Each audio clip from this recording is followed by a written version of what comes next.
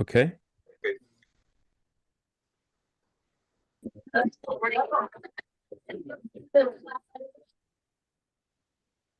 All right. We're good to start. So welcome to Election 23, Your Voice Matters, advocating needed policies for every member of our community.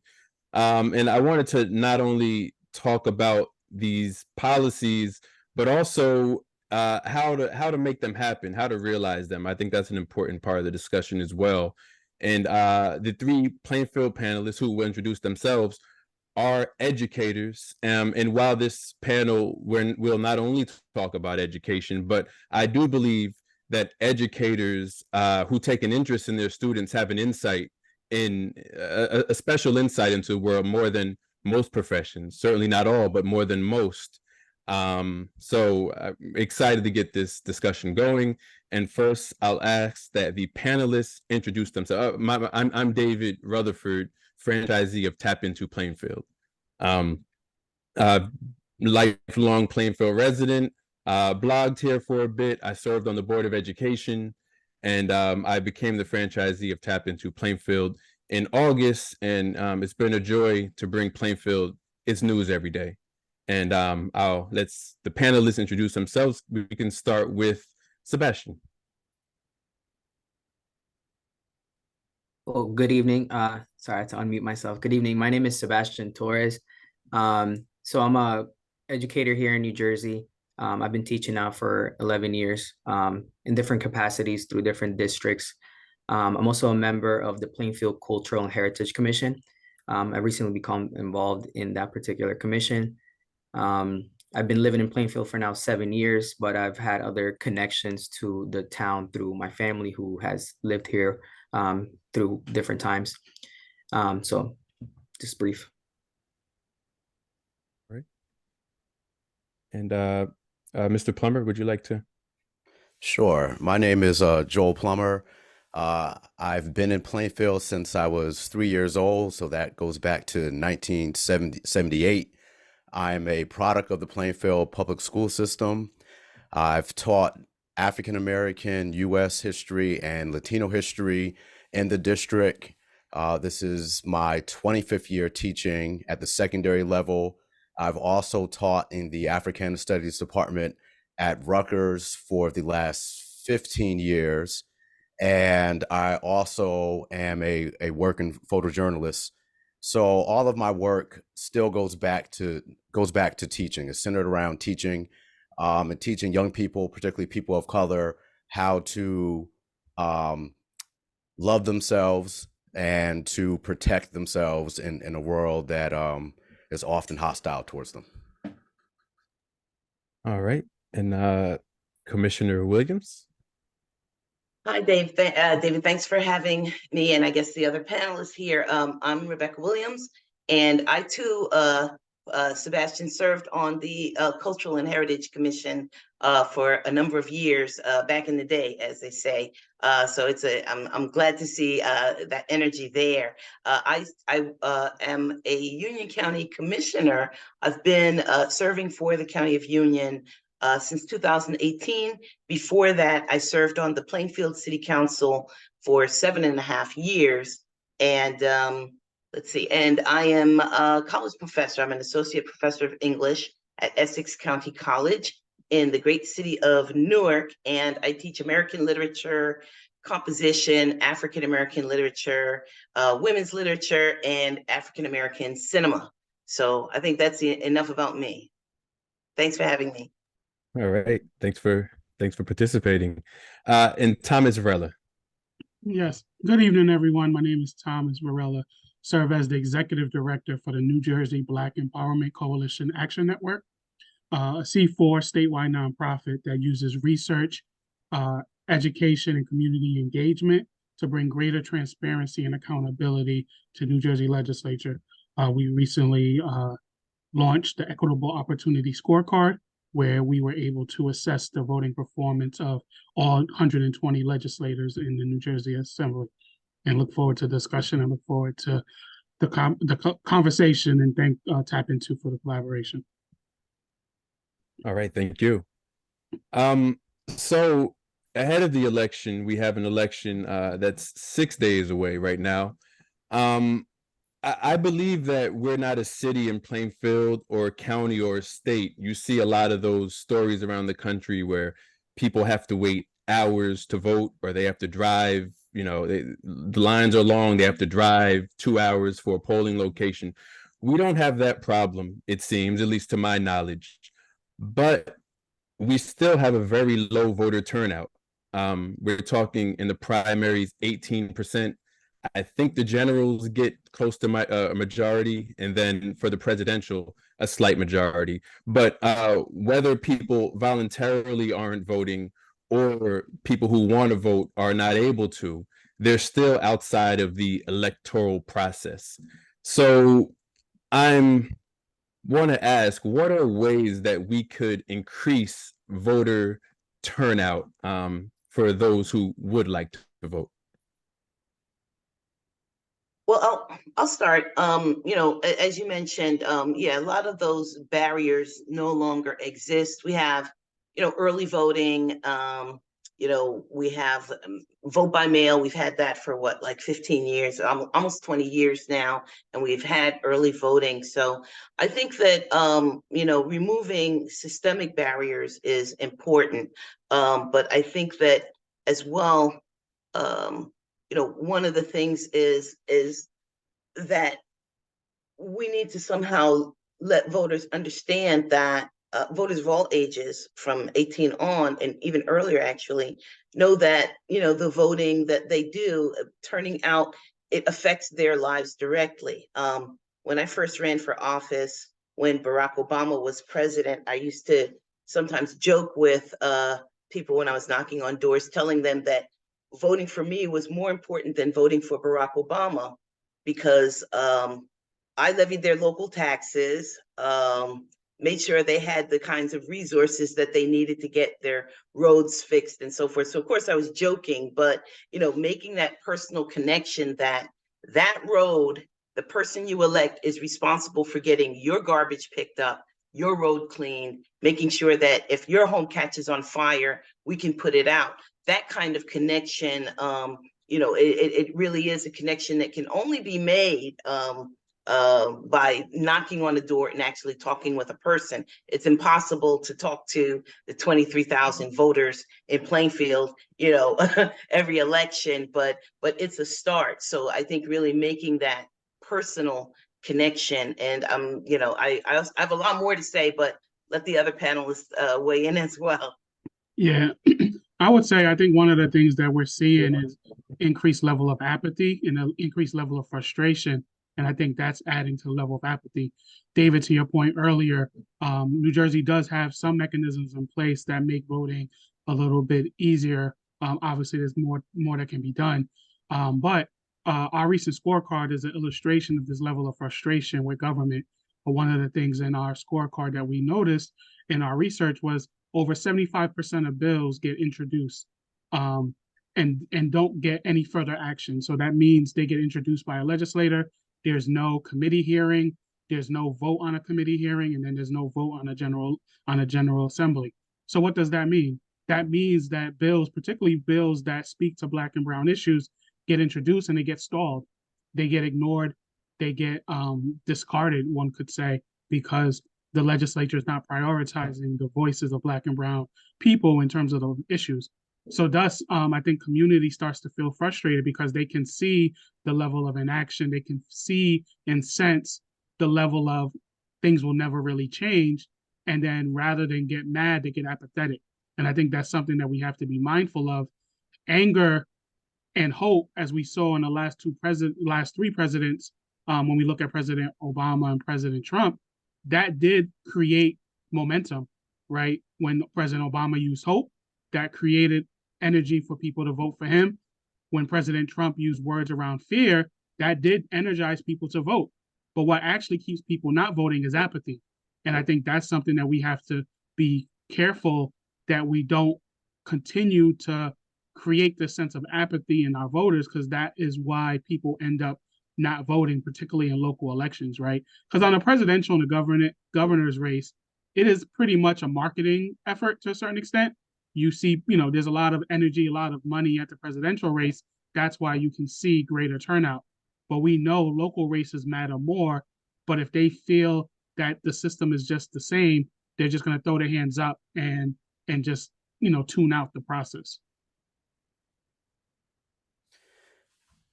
To piggyback on what was already said, I think there is a level of cynicism about voting and what it can do. I think it's hard for people to see the tangible results of their vote, and it's a thing where, like the process itself, even the way our government's set up, it's intentionally a somewhat slow process that has a bunch of checks. Stuff doesn't happen right away. People can stymie the progress of stuff, and that's intentional so that bad ideas can't get rushed through. But of course, it means good ideas don't get rushed through as well. But I think it goes back to what Rebecca was saying, though, about really understanding local politics, because it's hard for people really on the ground to see. They'll often say, yeah, new president, but my life day to day hasn't changed. But a different governor, a different mayor, a different city council, different people at the county level, that will affect your life immediately.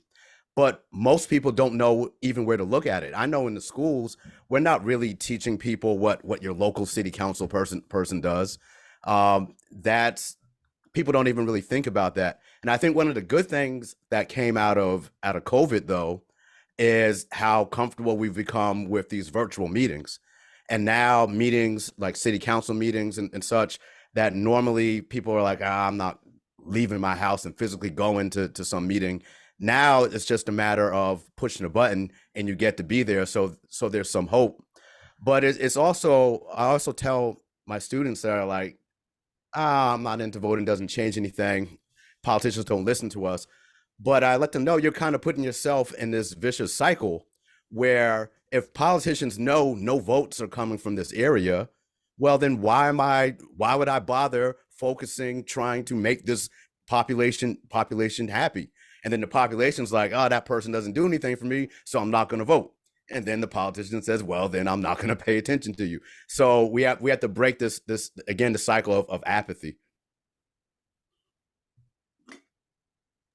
Yeah, you mentioned something really interesting, Mr. Plummer, about how it's somewhat of an intentionally slow process and how with COVID it facilitated it.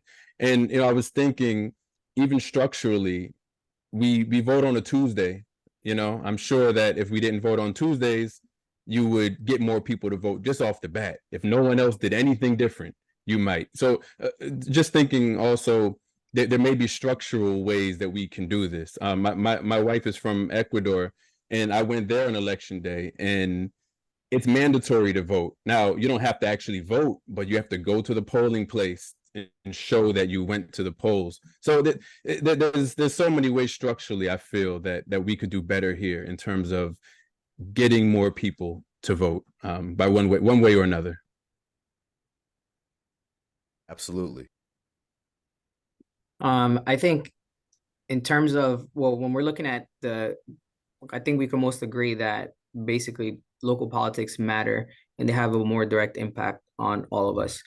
But I think that what we see a lot in the local level is a lot of cronyism, a lot of like party machine politics, and that tends to turn people off because you see that a lot of people that bring new ideas to the table are often kind of shunned by whatever political party sort of has a dominance within the city or the state or whatever it is. So I feel like a lot of the apathy does come from perhaps feeling like the change doesn't come immediately, but I feel that it also comes from seeing how when change is proposed, it does get shut down very quickly in favor of whatever the status quo is in a particular area. So I think that if we have to look at apathy, we have to look at, what the source of that apathy is. For sure, it's the fact that we don't see change immediately, but it's also the fact that a lot of times when change is proposed and you see fresh faces, coming to the arena and proposing that change, a lot of the times they just don't get the backing they need, or they get shunned or things of that nature. And you do see that a lot, and not only in local politics, but you do see it at a national level as well. And when you see that, that's definitely a deterrent for I guess potential voters and young people, that do want to see change. And I would just add to that, to what Sebastian said. In local politics, you see that it's, often there's a cult of, well, I shouldn't say cult of personality. I think at the national level, we see a lot of cult of personality. I love Obama, so I'm gonna buy an Obama t-shirt or a Trump t-shirt and so forth. So people are driven by who they like. And I see that, and I think that on the local level, we see something similar where folks take, the people who are engaged can take it very, very personally.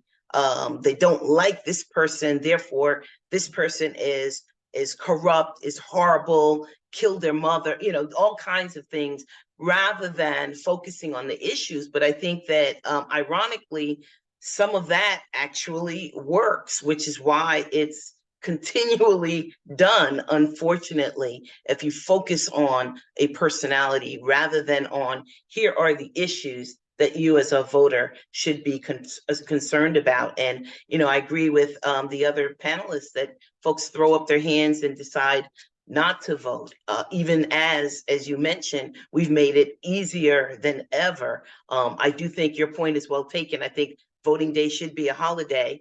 But barring that, you can vote on the weekends and so forth, and hopefully we'll have online voting. But that does not necessarily answer the question of voter turnout, which is sort of more of I guess, a philosophical, moral kind of question, right? Yeah, absolutely. And we talked a lot in that exchange about the importance of local politics, and the turnout is higher for federal elections because there's somehow this understanding of what the federal government does. For example, they lessen childhood poverty by a massive amount with the payments during COVID, and then it increased massively when those payments stopped. So the federal government does have and everything we see historically when we're talking civil rights and such, it's always the federal government that comes in. And I think that the local governments kind of get lost. People don't see it as much in from a historical perspective, but I think we're all clear on the importance of local politics and local elections. So to take it a little bit away from the voting booth for a second, advocacy for policies, of course, the vote is important as we approach election day. But what about advocacy away from the voting booth and the impact of that? Just to take 2020 and the 2020 protests in a vacuum, in a very small example, and I know people who are employed and got into professions because of those protests. Now, not that was the goal of them, but I'm just saying I know people who doors open for them because of those protests. Not a vote was cast. So clearly, you can make a large impact outside the voting booth. So what's that strategy like?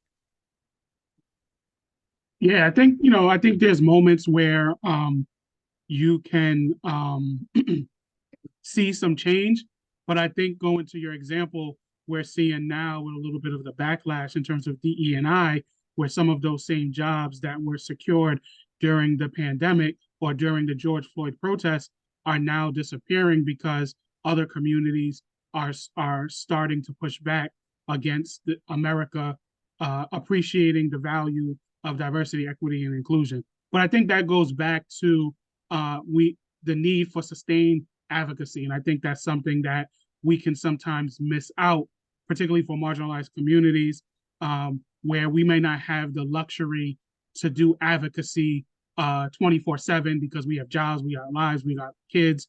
And so sometimes we vote and then we just go about our business. And that is where we then see legislators not be aggressive with passing policies because they can start to assume that no one's really watching them.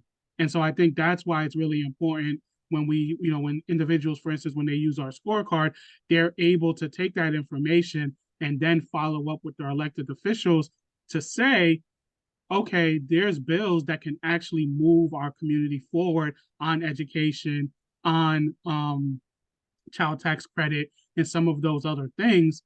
Why are they being stalled, or what can be done to kind of push that forward? And I think that's something that is really important, that the work is on the citizen, because once again, the legislators, we hope and believe that they would vote on our best interest when we put them in office, but they're not always going to feel incentivized to do so, especially if they feel that there's no consequences. So I think that's why it's really important that we use the data and research to really feel more empowered to remind legislators that they work for us.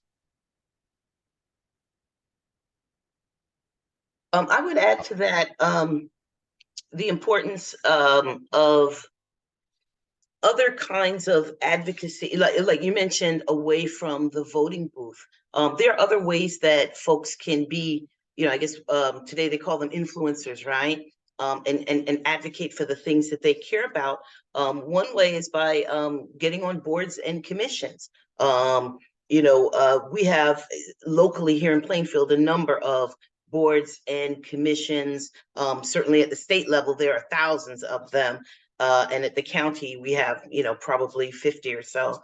But one thing I know about the state is that a lot of them are just, they lay dormant, or there's nobody applying for it. I was on a panel last year at a convention where we talked about the importance of serving on boards and commissions. There really truly is something for everyone, and that's a way that you can expand your circle of friends, your circle of influence, and really make a difference in policy if you're interested in, say, planning or in zoning or bringing more cultural and heritage events to a city like a Plainfield. So, I think that as your influence expands, your circle gets wider, your voice gets louder, and then some of the other, you get to meet different spheres of people, many of whom can be very like-minded to yourself. So I think that, that's one way, is to not just think in terms of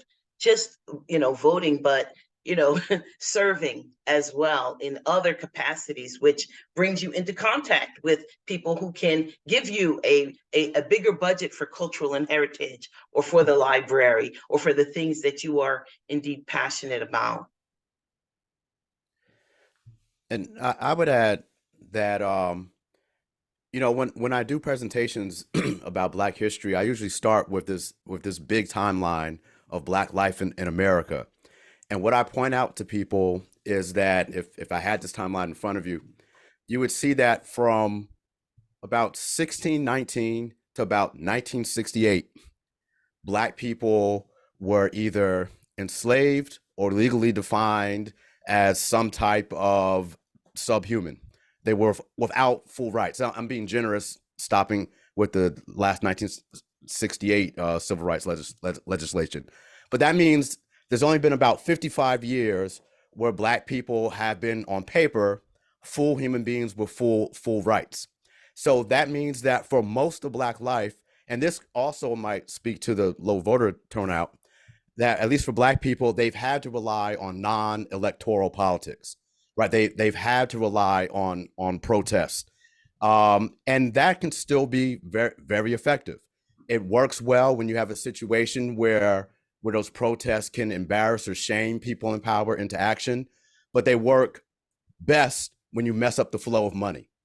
And that's really when that non-electoral protest power shows up, is when you stop the money from flowing. So people, there's often mainstream politicians that are critical when protests somehow, they turn what they say violent. And by violent, they mean a building is destroyed. All right, a CVS gets burnt down in Baltimore or something. And politicians would get on the mic and be like, shame on you. You should know better. You got to hold yourself to a higher standard.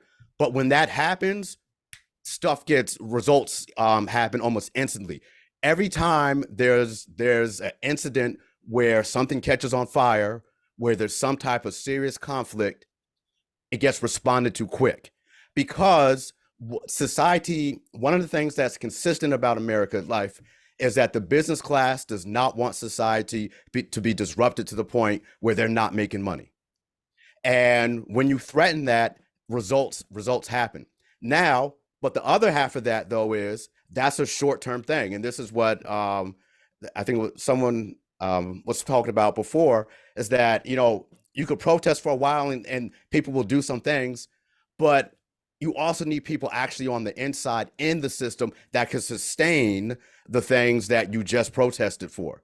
And so you have to have constant pressure from the outside and on the inside. I kind of wanted to go along on the same idea that Mr. Plummer was going on. I think for me, when we talk about advocacy, for me, advocacy starts in building community, right? So I'm originally from Latin America. I was born in Colombia, and growing up, I had a very clear idea what a community was, right? I had my neighbors, all of them who interacted with one another. It had nothing to do with formal politics. It had nothing to do with aligning oneself with a particular political party. It literally just had to do with existing, right? And living along each other and getting along and being able to help one another. So for me, I think that's where advocacy needs to start, just communication within your community. I think that's something that I've kind of tried to instill in my family, and something that I kind of try to engage in with my community, with the people I live around. And I think that's really the best way to start everything, even if it's something as basic as, I suppose, starting a group chat with the people that you live around to discuss anything, discuss happenings in the town, happenings on your block. Things of that nature, to me, is really where the base needs to begin. It doesn't have to do, again, with the booth. It doesn't have to do with anything beyond just your living space and the people around you immediately. That's just my experience, and I feel like that's where it needs to start. I think from there you can build on things like what is typically referred to as mutual aid, things of that nature that you can create within your community. So that's really my definition of advocacy, I suppose. One note for the attendees: if you have any questions, please feel free to put them in the chat, in the Zoom chat. Any question for the panelists, and they will address your questions as they come.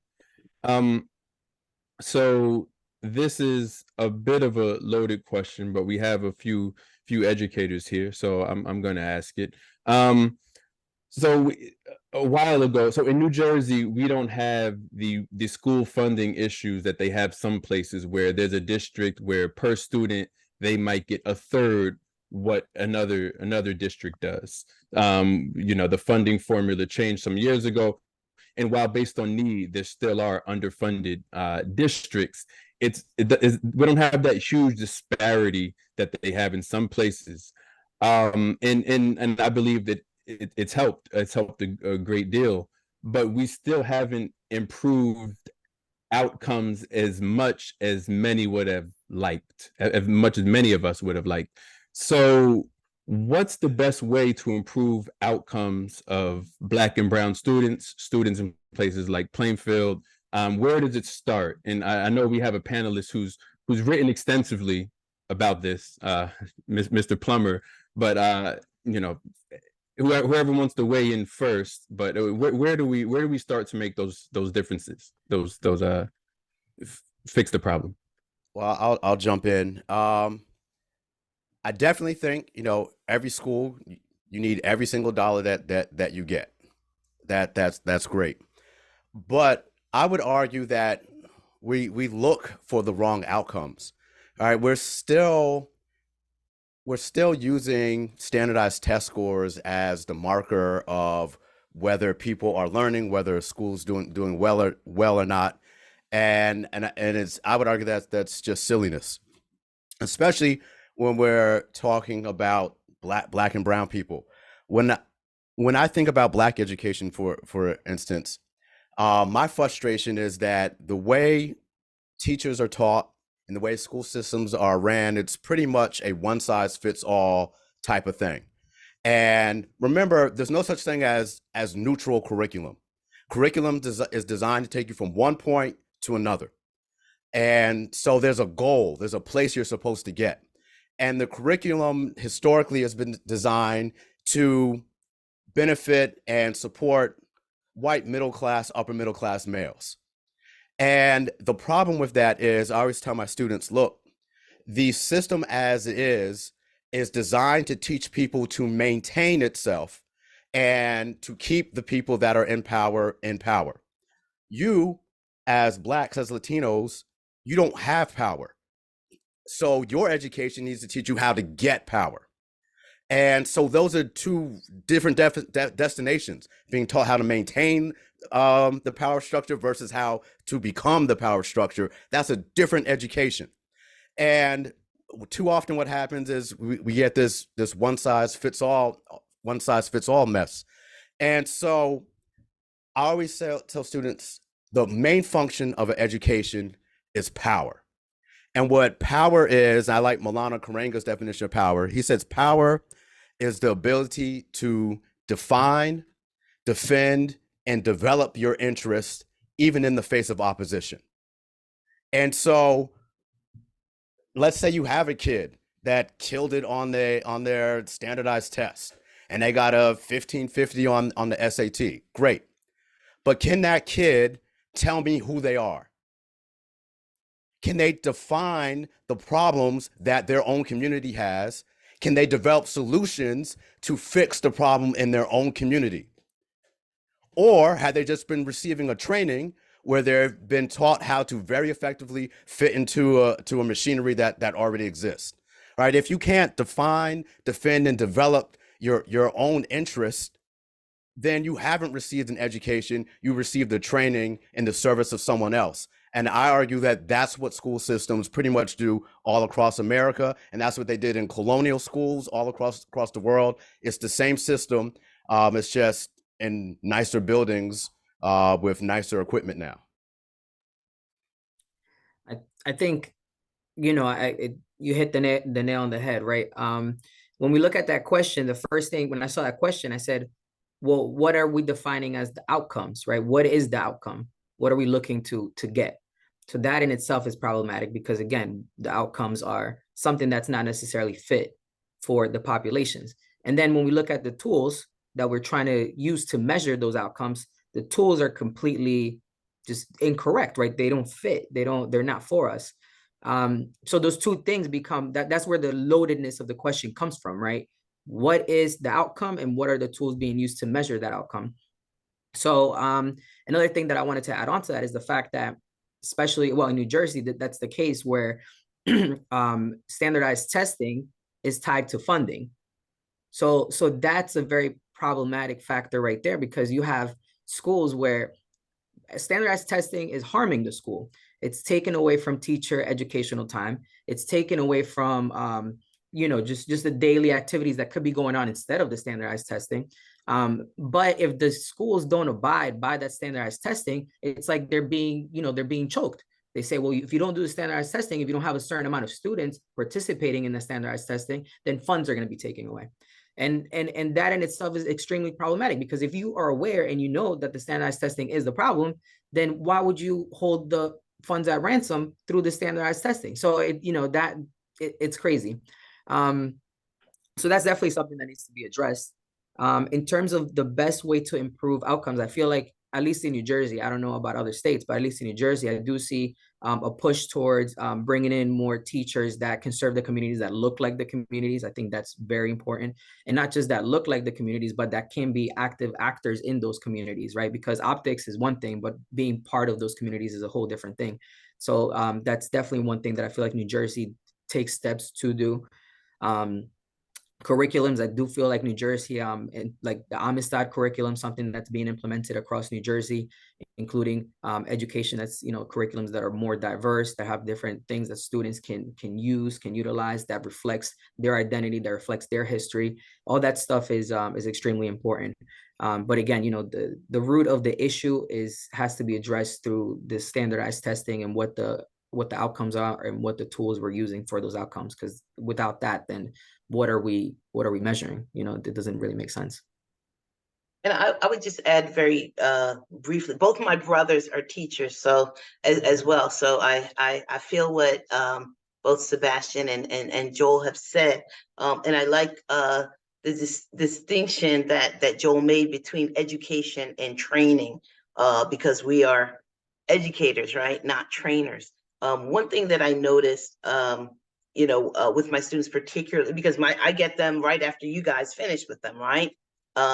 Is this sort of passivity that I've noticed. And I know my students are very aware of how they are viewed by the world around them, right? By the society.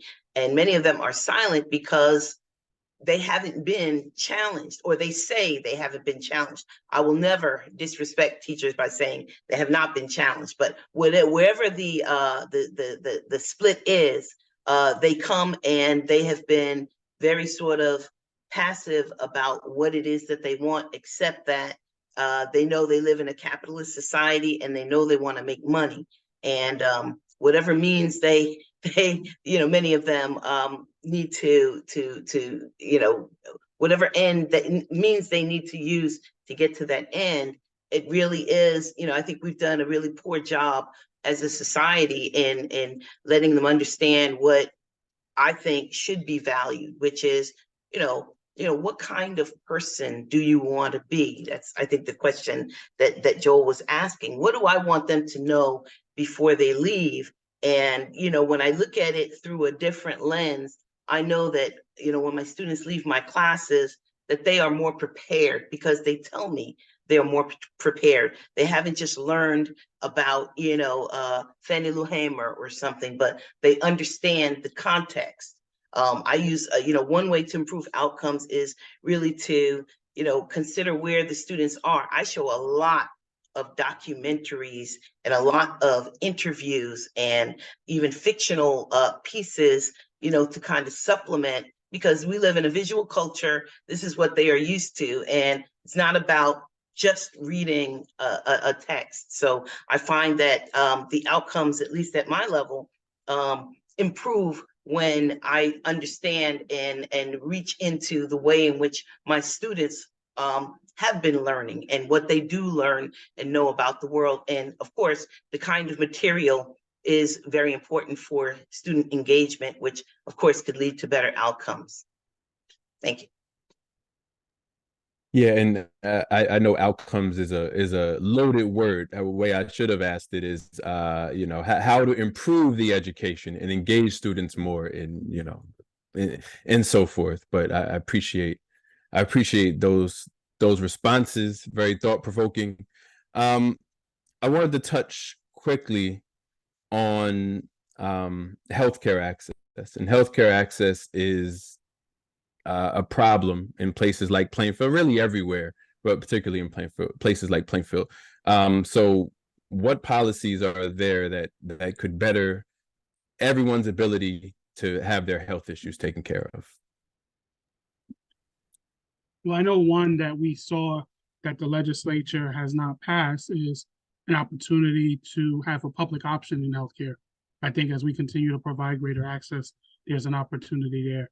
And I think, we see a lot right now that's beginning to mobilize around addressing maternal child health.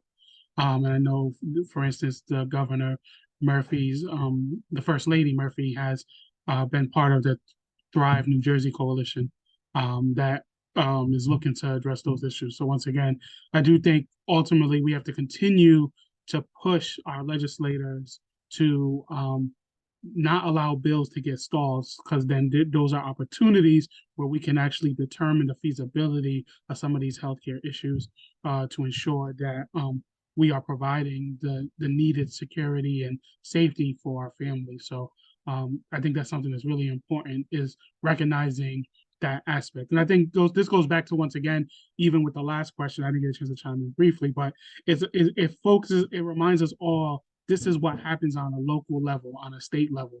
And I think that's something that we can sometimes miss, is that issues like education, healthcare, that's tackled at a state level. That's tackled when you vote on November 7th for our legislators in both the Senate and the Assembly, because ultimately they are responsible for the health and wellness of the state. We know that the governor proposes things and has an agenda, but ultimately it's the legislative branch that approves of the bills that get signed by our governor. And so that's why it's important to use all the advocacy tools that are available, whether it's our equitable opportunity scorecard, whether it's calling our legislators. It's really important to use all that's available to really ensure that we're fighting for the policies that speak to our community.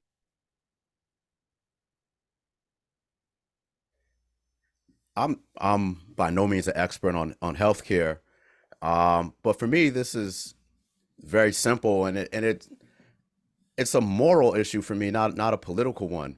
There's something utterly immoral about a sick person coming to a building and being told, "Yep, we could help you. We could make you feel better. We could make you healthier, but you don't have enough money, so go be sick. Go die." There's just no way, if we're looking at through a lens of morality, there's just no way to justify a country as wealthy as ridiculously wealthy as America not providing healthcare for every single person. And the problem, and we can do all type of mental gymnastics to try to justify why it's complicated and why it's hard to do. But at the end of the day, we can find money. We can find a ton of money on the spot for wars and to intervene in conflicts all over the third world. But you can't find money to stop asthmatic kid from dying in Newark. Like it's absolutely absurd. We make things more complicated than they have to be. It's immoral to be able to help people and just simply choose not to because they're not rich enough. And I would just add to that, I agree. And my mom is Canadian, and she never became a U.S. citizen. And she's still not a U.S. citizen because she said if she ever got really ill, she would go right back up to Canada because they have socialized medicine. I guess we call it universal health care. So I think that is the answer. Universal health care, single payer option, whatever language one uses. I certainly agree that, folks shouldn't be turned away, and you shouldn't be bankrupted. When my dad was dying of cancer, he was in an experimental program.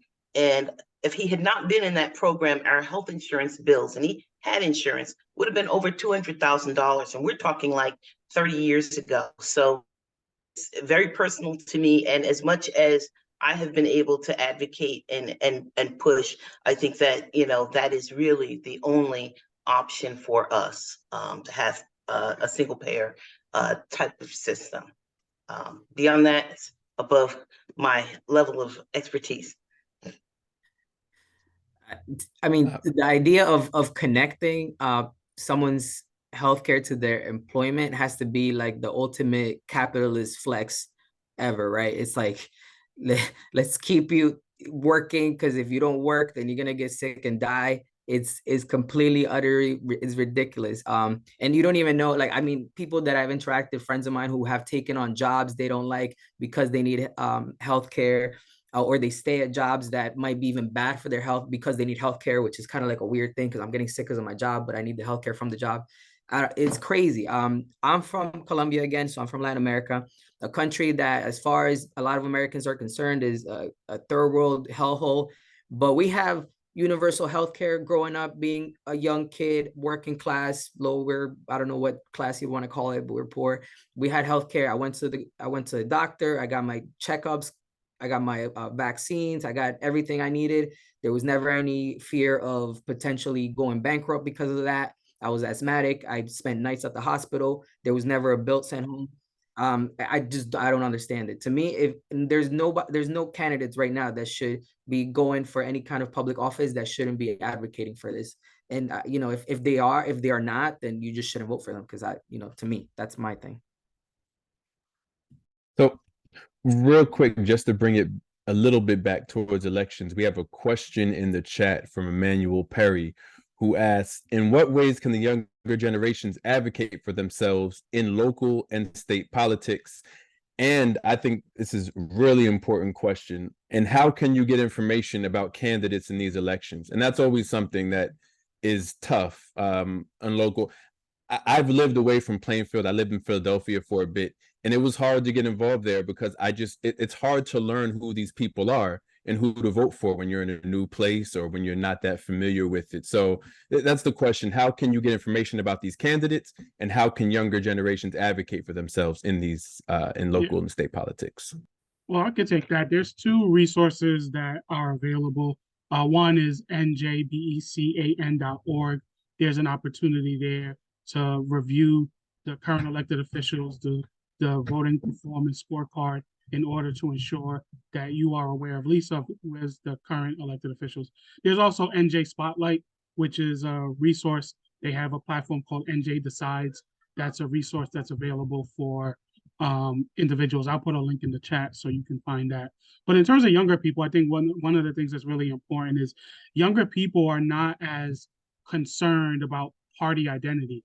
So I think this is a great opportunity for younger people to really understand, particularly in low participation vote elections, that that there's an opportunity to really show their influence.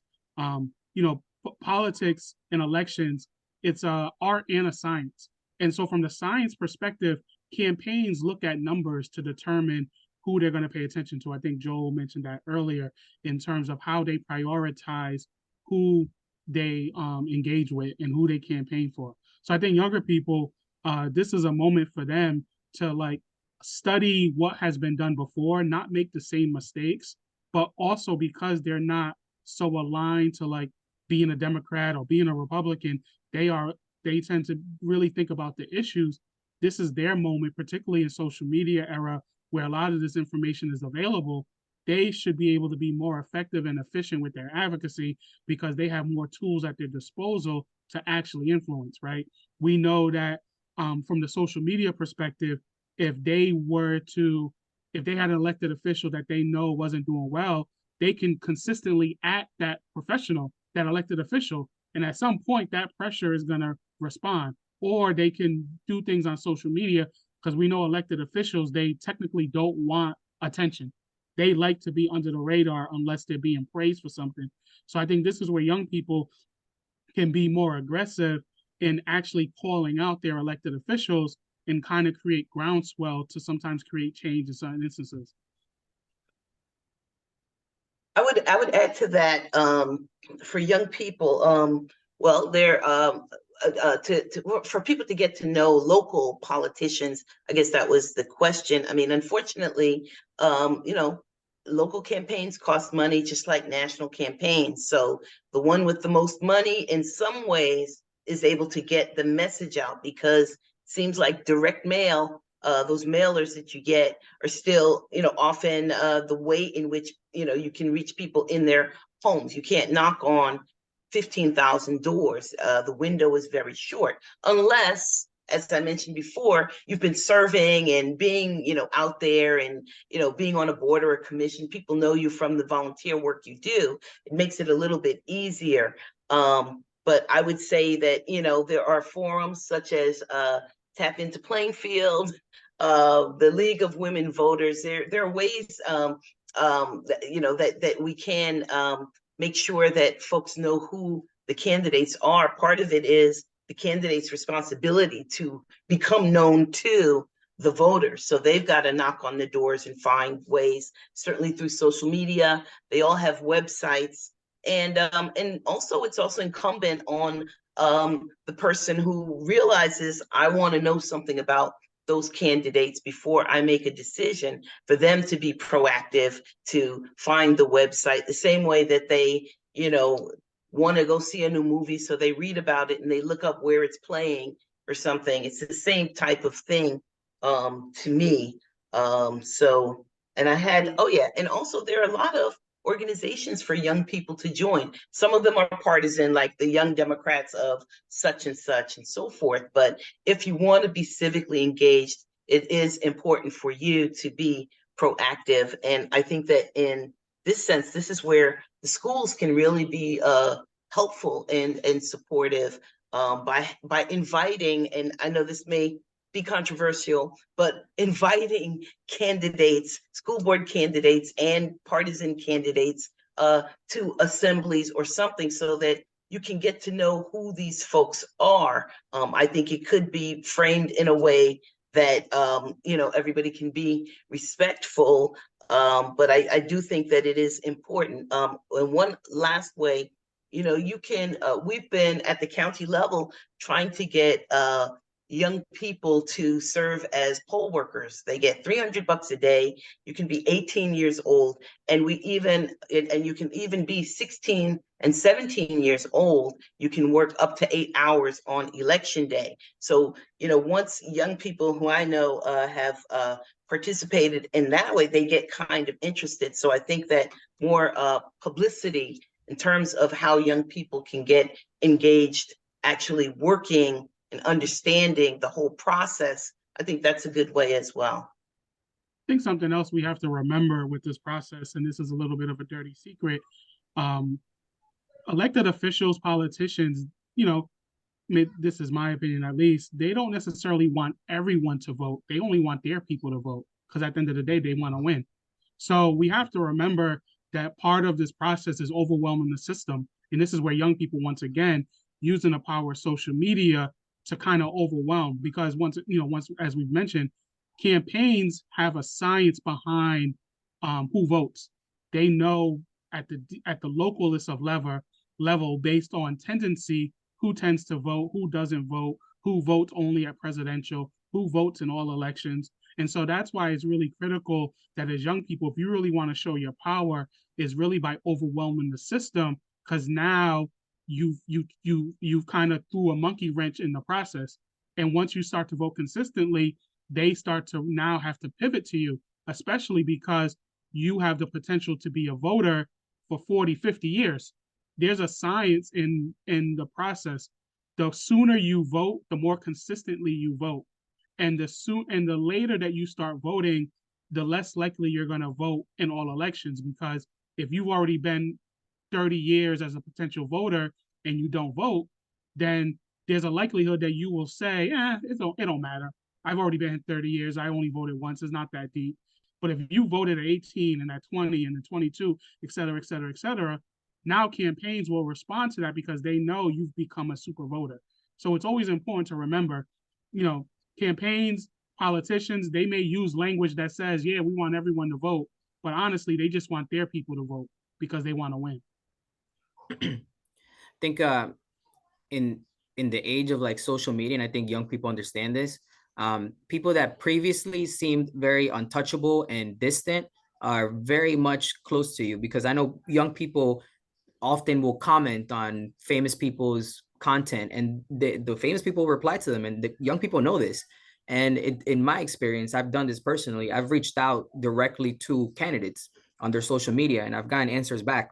And if it's one thing that politicians love, or at least people that are trying to get into public office, they love free labor. Well, everyone loves free labor, but they love free labor. And if you're willing to, volunteer and say, oh, I could do this for you or do that for you, they're more than happy to listen to you. They're more than happy to be, in contact with you. I've served as a translator for people that are trying to get into office, and I've done it for free. And they were more than happy to receive my help and to hear me out, because I was able to provide a service for them that they didn't have to pay for, just because I was willing to volunteer.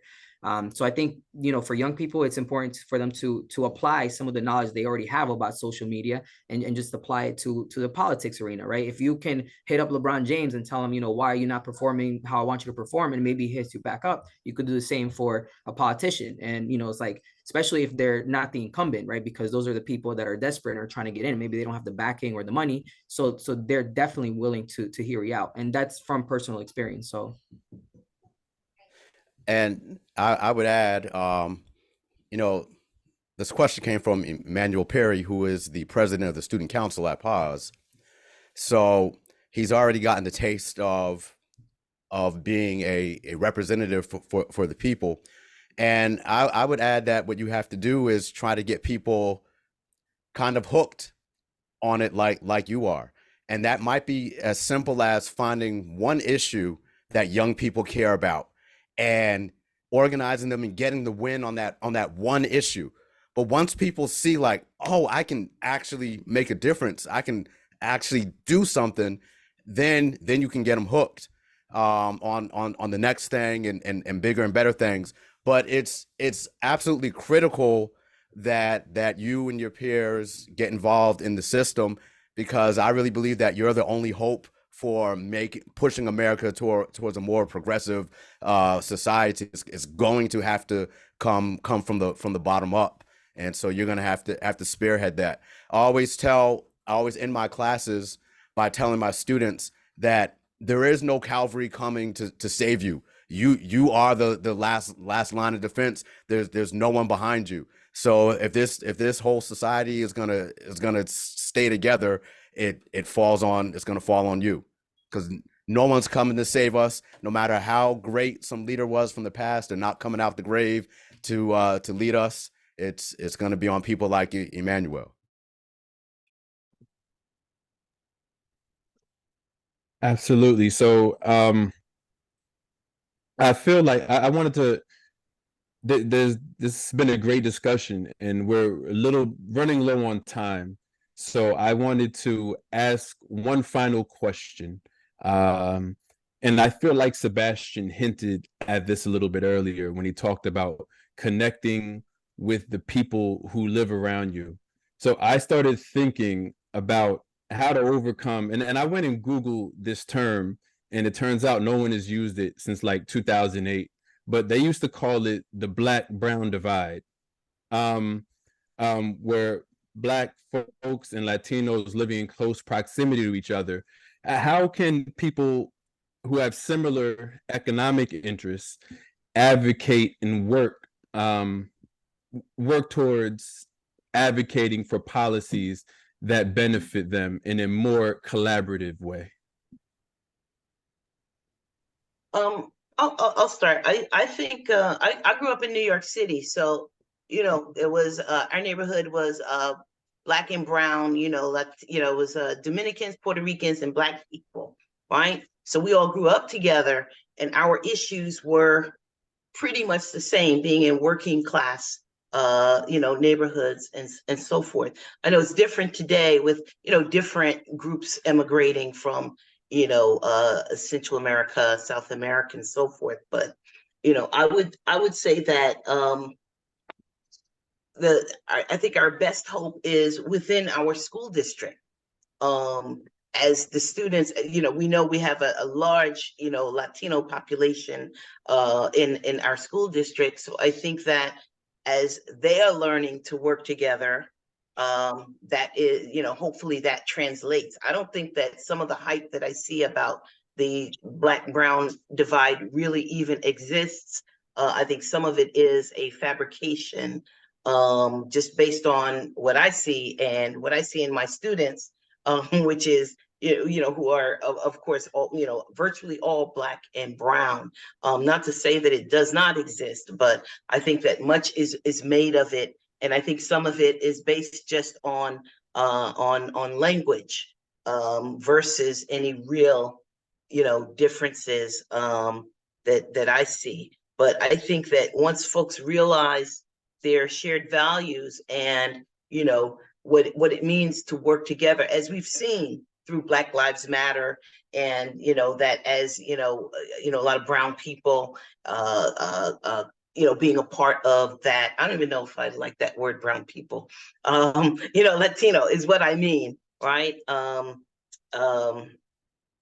think that as they see the behavior being modeled, the successful behavior of coming together in coalitions being modeled by others, they will understand that. But that's also part of our job as well as educators, is to show them those shared values, and making sure that when I teach my American literature class, it's not just Edgar Allan Poe and Herman Melville, but it's also Native American voices of protest, Latino voices of protest, and so forth, and certainly Black voices of protest, but letting them see what successful revolutions and changes have been about historically, and maybe seeing if they can model that in their own lives. Yeah, I would add again, piggybacking on Rebecca, that a lot can be done in the schools because I think that divide happens when people are confused about who they are. They've been miseducated about who they are and where they stand in the world. And one of the things I tell my students all the time is, you're made up of the same ingredients. You're made up of white Western Europeans, um, mostly Black West Africans, and then indigenous peoples in the Americas. Now it's different amounts of those different ingredients, but it's the same formula, and you're all people that all experience either enslavement or colonization from white Western Europeans. So you've all been taught to hate yourself. You've all been taught to view Western ideas, white Western ideas, as above your own.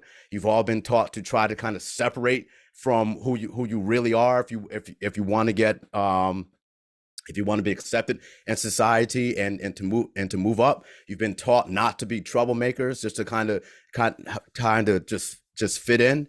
And so when you're confused about who you are, it's John Henrik Clark once said, he said, a people without their history, it's like a motherless child, right? Your mother teaches you what your name is, where you're from, who's safe to be with, who's not, who your cousin is, who your uncle is. So if you don't know who you are, you don't know that person over there, oh, that's actually my ally, right? You don't know that, like, after Haiti got free, Toussaint Louverture went into to Central America and started in South America, started fighting to end slavery there. You don't know that Latin revolutionaries supported Black revolutionaries in America. You don't know that your struggles are intertwined, not just between Blacks and Latinos, but against people of color across the world who've all have the same common foe in terms of being colonized and oppressed. And no one benefits, and this is what I've ended with. I was like, who benefits from the two of you fighting each other? None of you get nothing by being at odds with each other. But the people that have controlled you for years, that have oppressed you for years, they win every time there's conflict between you two. So they don't want you to come together and see yourselves as a common force against oppression. Yeah. I think something else we got to think about if we want to really think about coalition building and sheer numbers, naked numbers, so to speak. No community is 50% of the population here in New Jersey. So thus, when you want to get bills passed, you need to think about a multiracial coalition, because ultimately, in order to, have, shared power, in order to have power, you have to, be the majority. And so by being able to recognize that communities have a shared interest, when you look at a lot of the impetus for our scorecard, we looked at data from research from Citigroup, from McKinsey, that talked about addressing racism is actually an economic benefit to America. I know sometimes we want America to have this moral appreciation, but we've seen more times than not that morality is not something that we should bet on. So we need to actually think about it from an economic sense, that America and / New Jersey benefits when we tackle discrimination and racism, because at the end of the day, if you're moving families into the middle class and beyond, you're creating opportunities for families to go to college or go to a trade school, to build generational wealth through starting a small business or securing a job, you're actually going to increase participation, right? One of the things that we sometimes fail to think about is voter suppression. Poverty is voter suppression, because folks who tend to have more money actually participate in the democracy because they have a vested interest. And so that's why it's really important that as communities, as we continue to work, as we continue to generate generational wealth, that will help us, that ultimately when we vote, there is a cycle and a return on that investment. And while we may not see it right this second, it's really about that participation. So I think that's why it's really important that communities, both Black, brown, and others, really pay attention to what our legislators are doing. Get beyond the words and really look at the action.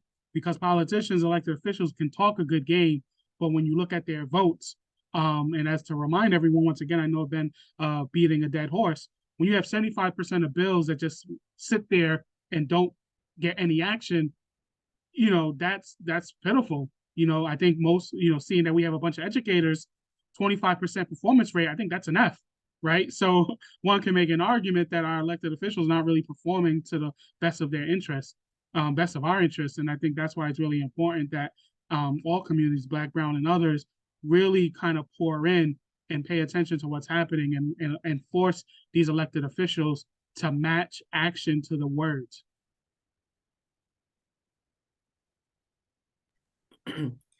So I know, David, you're saying that this term, I don't know if it's outdated or it just doesn't. It is outdated. No one's used it in a while, but that's the only time I heard anyone coin anything around the matter. So I didn't want to coin something new, but yeah, it's an old term. Yeah, I mean, so I'll just say if this Black and brown divide, if it does exist, right? I'll just say I don't know.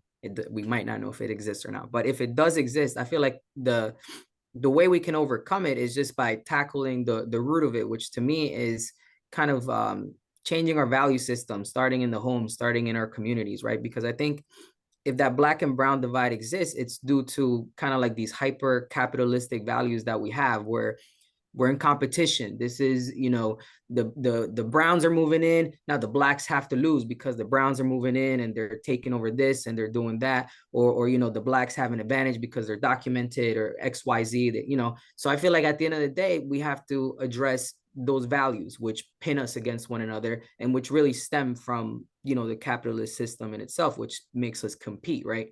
And we could start that, again, in the schools. I see it all the time. I teach in Elizabeth, where we have there's all kinds of divides that exist within the school. A lot of times they're just linguistic divides, right? People don't speak the same language, so therefore they don't interact.